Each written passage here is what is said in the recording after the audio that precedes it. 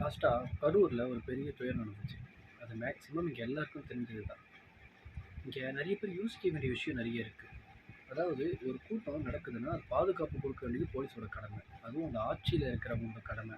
அங்கே இருக்கிற கலெக்டர் என்ன பண்ணார், ஒரு கூட்டாடி வராரு, பார்க்க நிறைய கூட்டம் வரும்னு தெரியுது அப்படின்னு சொல்கிற அவங்க ஏன் அதுக்கான பாதுகாப்பு கொடுக்கல? 4 போலீஸ் வச்சு தடியடி எதுக்காக நடத்துனீங்க?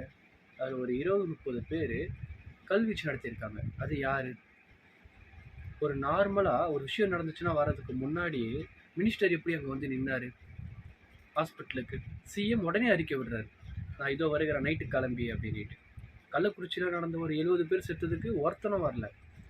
இங்கே அதே ரிப்பன் பில்டிங்கில் போராட்டம் நடத்துனாங்க வாசலில் இருந்து துப்புரவாளர்கள், அவங்களுக்கும் ஒருத்தனும் வரல.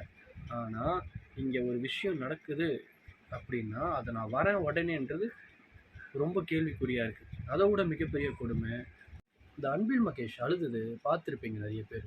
அது அப்பட்டமாக தெரியுது பயங்கரமான நடிப்புன்னுட்டு. ஏன் 70 பேர் சாகும்போது கண்ணீர் வரல? இங்கே துப்புரவாளர்களை போட்டு அடிக்கும் போது வரல? எவ்வளோ சாவு நடந்துச்சு உங்களால், அப்போல்லாம் கண்ணீர் வராதது இந்த இதில் மட்டும் கண்ணீர் வருதுன்னா அப்போ அவன் செத்தவங்களாம் யார்? அவங்களாம் மனுஷன் இல்லையா? அவனெல்லாம் நீங்கள் யாரும் ஒருத்தனை கூட மதிக்கலையா? உங்களுக்கு பயம் வந்துடுச்சு டிவிகே ஜெயிச்சிடும். இதுலேயே அவருக்கு வெற்றி தான்.